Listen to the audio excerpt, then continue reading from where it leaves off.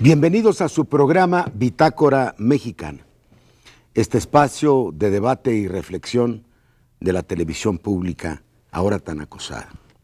Tenemos hoy un tema fundamental, si los hay, para la vida del país, el tema de la corrupción. La corrupción en México, que ha sido sin duda la plaga más antigua y más lacerante de la vida pública de este país. Tenemos aquí a grandes especialistas con nosotros el día de hoy, el doctor Agustín Basabe, que es maestro en Administración Pública y Políticas Públicas y doctor en Ciencia Política en la Universidad de Oxford. Él ha sido profesor titular de Ciencias Políticas y Sociales de la Universidad Nacional y director del Departamento de Ciencia Política y Derecho en el Instituto Tecnológico de Estudios Superiores de Monterrey. Ha escrito libros muy importantes sobre la historia y la cultura de México, ha sido articulista en diversos diarios, diputado federal por Nuevo León y ha sido presidente de la Fundación Colosio y en una época director de Desarrollo Político de la Secretaría de Gobernación. Agustín, bienvenido. Gracias. Tenemos a Jacob Polensky, que es la primera mujer que fue electa en una contienda democrática como presidenta nacional de la Cámara de Industria de Transformación, Canacintra. Ella ha sido miembro de consejos de administración de Nacional Financiera, del Banco Nacional de Comercio Exterior, tiene una carrera de empresaria muy destacada en el sector de la industria química, ha sido impulsora de la cultura de calidad y ha tenido estancias y estudios en distintos países sobre el tema de la competitividad. Actualmente es candidata ciudadana al Senado de la República por el Estado de México, de la Coalición por el Bien de Todos. Tenemos también al diputado González Esmal, diputado varias veces, ¿sí? Él es licenciado en Derecho por la UNAM, licenciado en Relaciones Industriales por la Iberoamericana. Ha sido diputado en la 51, en la 53 y actualmente en la 59 legislatura. En la segunda de ellas fue coordinador del Grupo Parlamentario de Acción Nacional, es articulista de distintos periódicos, autor de importantes libros, imparte cátedra de doctrinas económicas y derecho constitucional y bueno, ahora está al frente de investigaciones muy importantes sobre la corrupción en México en la Cámara de Diputados. Tenemos a un experto de prestigio internacional, el doctor Ackerman, que es investigador, John Ackerman, de tiempo completo en el Instituto de Jurídicas de la Universidad y nada menos que el coordinador del programa sobre legalidad, Estado de Derecho y rendición de cuentas de la Facultad Latinoamericana de Ciencias Sociales, es maestro y doctor en Sociología Política por la Universidad de California, ha sido consultor del Banco Mundial y coordinación de la Mesa de Transparencia y Fiscalización y Rendición de Cuentas de la Convención Nacional Hacendaria. Voy a comenzar en esta primera ronda por el doctor Basabe. Debo decir que tuvimos en los foros del Consejo Consultivo para un proyecto alternativo de nación ya hace unas semanas una reunión sobre corrupción, y aquí tengo la versión estenográfica. Agustín, tú le diste un enfoque que me pareció de lo más interesante, que coincide además con los recientes estudios internacionales, por ejemplo del BID. Tanto la desigualdad como la corrupción tienen origen colonial. Son tan antiguos como el país, dice que a lo mejor desde antes. Sí. Habría que ver qué hacían los tlatoanes, con qué comerciaban. Y bueno, tienes juicios de fondo. ¿Por qué hay esta cultura de la corrupción y por qué es más fácil ser corrupto que ser decente? Bueno, hay ahora muchos factores que convierten a la corrupción en un fenómeno muy complejo y uno de ellos es un factor cultural, pero el origen de todo esto es un régimen jurídico, un orden jurídico alambicado que hace muy difícil en este país cumplir con las normas, que para empezar pone a la norma muy lejos de la realidad y hace que esa brecha se llene con códigos de reglas no escritas. En este país hay legalismo, pero no hay derecho. Así es. En este país es más fácil ser ilegal que ser legal. Es más fácil violar la ley que cumplirla. Ser una persona que cumple a cabalidad de manera cotidiana y sistemática la ley es muy complicado. Es mucho más fácil, más barato, más eficiente violar la ley, dar mordidas, zafarse por la tangente, caer en alguna de estas espacios, de estos recodos de las redes de ¿La responsabilidad última de corrupción está en la autoridad o en el ciudadano? ¿O es una mezcla de ambas? Está desde luego la responsabilidad fundamental de la autoridad porque es la que fija las reglas, pero mientras sigamos fijando esa norma tan lejana de la realidad y dejemos esa brecha tan enorme entre norma y realidad, pues se van a seguir proliferando los códigos de reglas no escritas que van a ser mucho más sencillos y más fáciles de cumplir y va a ser más fácil violar la ley que cumplirla. Entonces, cuando están dadas esas condiciones en donde es más fácil violar la ley que cumplirla, y en donde cumplir la ley de manera, como decía, sistemática, cotidiana, como norma, como algo que sea lo común, cuando eso sea tan complicado, tan difícil, pues esperar que en nuestro país la mayoría de la gente actúe de acuerdo y con apego a la legalidad, pues es esperar una sociedad de apóstoles. ¿Pero cómo se puede corregir? ¿No es la gran cruzada nacional? Una gran cruzada por una simplificación legislativa, por acercar la norma a la realidad, por simplificar todas nuestras... Pero primero, yo estoy en favor de una nueva constitución. Eso es otra cosa. Estamos de acuerdo en eso. Y una constitución... Ahora ya nos tomaron la idea, cuando tuvo un aniversario. Bueno, sí, ya sé, alguien tomó es de sabios corregir. Por ahí la idea. Pero más allá de eso, hay que tomar casuísticamente, ley por ley, reglamento por reglamento, y hacer un análisis para simplificar las cosas, para acercar esa norma a la realidad, para volver las cosas más simples. Hay un lugar común que ya se ha vuelto casi chabacano, que se dice, bueno, cuando el mexicano, ese mexicano que da mordida, que tira papeles, que ensucia las calles, que se pasa a los altos, cruza la frontera y llega a Estados Unidos, mágicamente, no, a veces con todo y visa, mágicamente deja de tirar papeles, deja de ensuciar las calles, observa los límites de velocidad, se comporta con mucho cuidado y dice, ¿qué pasó con esa cultura milenaria de la corrupción? Bueno, lo que pasa es que sabe que del otro lado es mucho más probable que lo detenga una patrulla y si lo detiene es muy improbable que le acepte una mordida y es muy factible que le ponga una multa muy alta que la va a tener que pagar. Y además no está en su país y tiene que andarse con cuidado. Así es. Jesús, en esta reunión que tuvimos, tú hiciste algunas soluciones muy importantes. Una, si bien pasando de un país a otro, como dice Agustín, el mexicano tiene que comportarse de otra manera porque el riesgo es muy alto, aquí al contrario, el riesgo es bastante bajo porque al final se resuelve de algún modo. Al cambiar de un régimen político a otro, no cambió la corrupción, fíjate. Cambio geográfico, cambio de actitud. Cambio de sistema político, no cambio de actitud. ¿Esta transición resolvió de alguna manera el problema de la corrupción o esta continuó y hasta aumentó? ¿Cuál es tu idea? En mi concepto se ha agravado el nivel de corrupción y no solo tenemos un gobierno corrupto, sino un gobierno corruptor. Ah, muy interesante. Porque ha hecho escuela.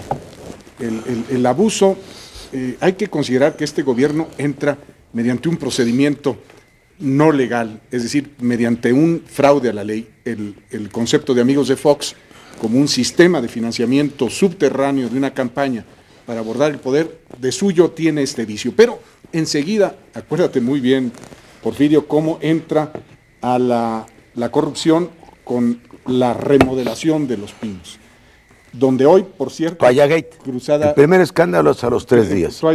Y después un disque presupuesto de 7,5 millones. Hoy, precisamente, Manuel Vadillo, el periodista en Línea Cruzada, nos revela de la revisión de la cuenta pública del 2001 que se fue de 7,5 millones a 75 millones de pesos. Y los trajes y los viajes, ¿qué hay de eso? Toda la cuenta esa de los gastos personales de la presidencia, pues es un derroche, un dispendio, un abuso muy señalado. Pero es solo como los nuevos ricos del poder, déjame decirte. ¿Sí? Dicen que en la Revolución Francesa los campesinos tomaron los castillos, porque se fueron los nobles después de la guillotina, y entonces en vez de remodelarlos, se dedicaron a ponerse todos los trajes de los reyes, a acabarse las cavas con las botellas. ¿Es un poco el nuevo rico del poder o es más que eso? No, ¿O es sistémico? Creo que hay esa patología, sí, alguien que soñó en el poder, que no tiene conceptualizado qué era el poder, no tiene un cimiento ético suficientemente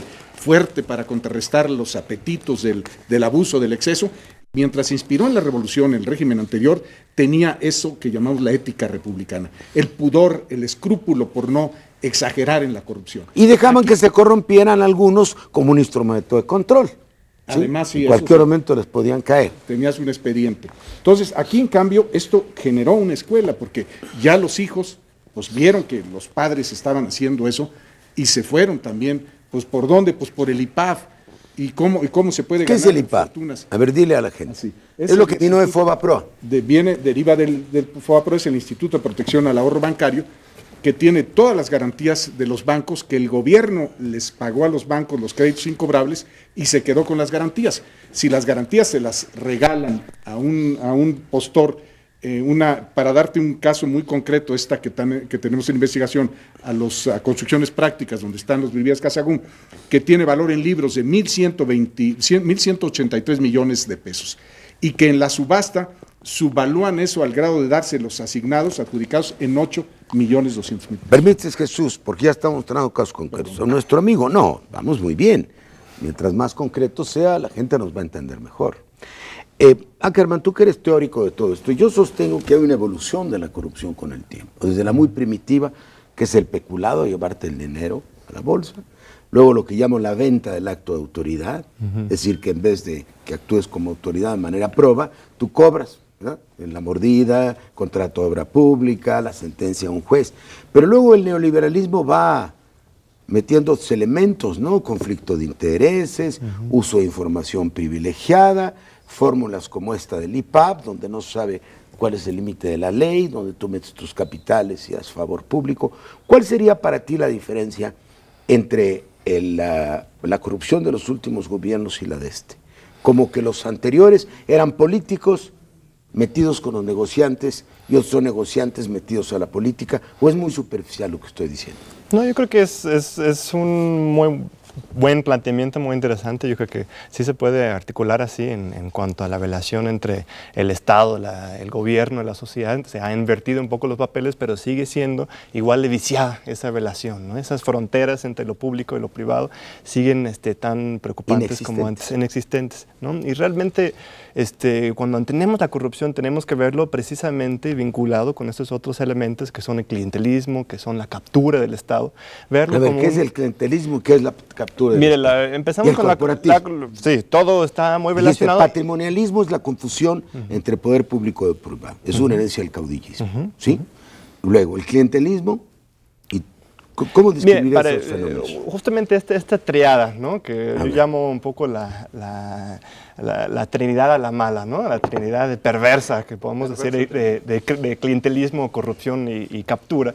Tiene que ver con el siguiente: la corrupción, así estrictamente hablando, es la utilización de un cargo público para desembolsar dinero, ¿no? El enriquecimiento ilícito del servicio público. El clientelismo también es una especie de intercambio de favores, pero es intercambio de favores para un beneficio político. Yo te doy una dávida, una torta, tú votas por mí, compro tu voto, yo compro tu afiliación política. La captura, ¿no? Es una cuestión de tráfico de influencias, justamente. Es muy interesante, se apoderan del Estado como un instrumento de enriquecimiento personal. Exacto. Bueno, esa es la corrupción. La captura es hasta más problemático porque no nada más enriquecer el bolsillo de un servidor público, que puede ser muy malo y preocupante, pero no afecta necesariamente estructuralmente al manejo de la economía. Lo que hace la captura sí lo hace así.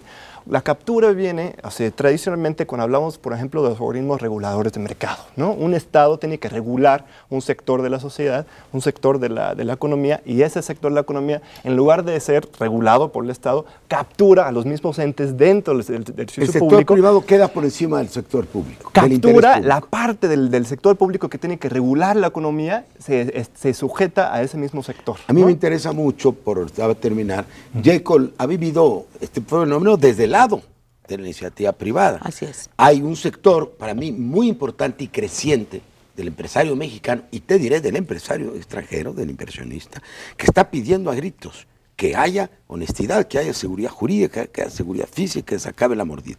¿Cómo han vivido ustedes desde la empresa este problema?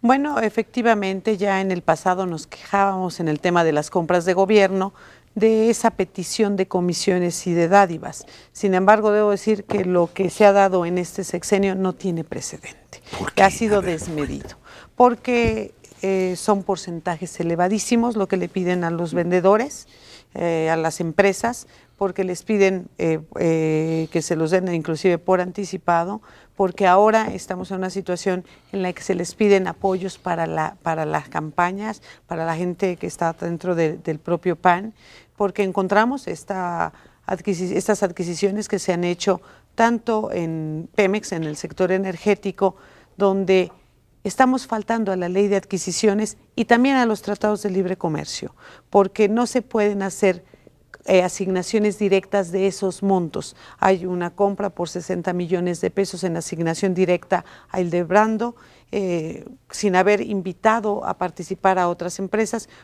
Cuéntales qué es Hildebrando. Bueno, es esta empresa del famosísimo cuñado incómodo, y en este caso, porque son varias las empresas que tienen alrededor de este personaje, todas ellas venden y facturan a diferentes dependencias de gobierno, a diferentes. Unas en el mismo periodo en el que Felipe Calderón fue secretario de Energía, y en el cual, y otras que son terminando de ser secretario y otras que se mantienen.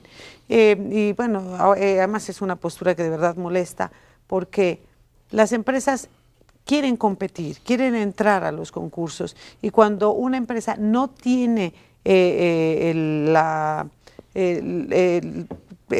cuando sí tiene competencia. ¿Qué vende Hildebrando? Vende lo que se llama software. Software, vende software, pero es un distribuidor. Programas. Son programas de computación. Programas de computación, pero es distribuidor de software extranjero. ¿Y no hay otras mejores en México? Hay muchas. ¿Y tú por qué están les dieron faltando, todos los contratos faltan por deshonestos, por corruptos, por tramposos, porque cuando hay varios distribuidores, cuando no tienes en exclusiva un producto, tiene que abrirse a una compra abierta, a una licitación, y en este caso tiene que ser nacional, y nacional entra en los tratados de libre comercio. Sin embargo, le hicieron una asignación directa en la que inclusive plantean, si se pasa, si va a valer más de lo que te ponemos aquí también cómo te lo vamos a pagar. Y te damos anticipo, cuando en la mayor parte de las compras de gobierno no te dan anticipo, ni siquiera en los fabricantes de bienes de capital, que han acabado con los bienes de capital. Tenemos que acabar con todo esto, si no el país no va a progresar. ¿Cómo puede haber modernidad si hay patrimonialismo? Se nos está terminando el tiempo, vamos a ir pronto al segundo bloque, y bueno, creo que es muy interesante lo que se está analizando aquí.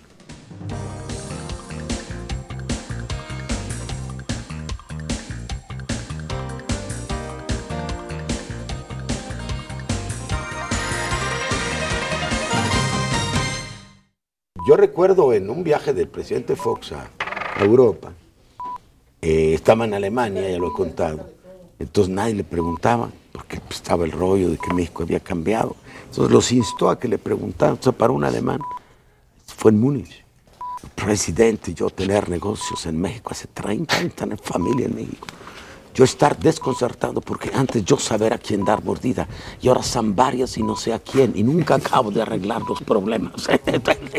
Todo el mundo de la prensa.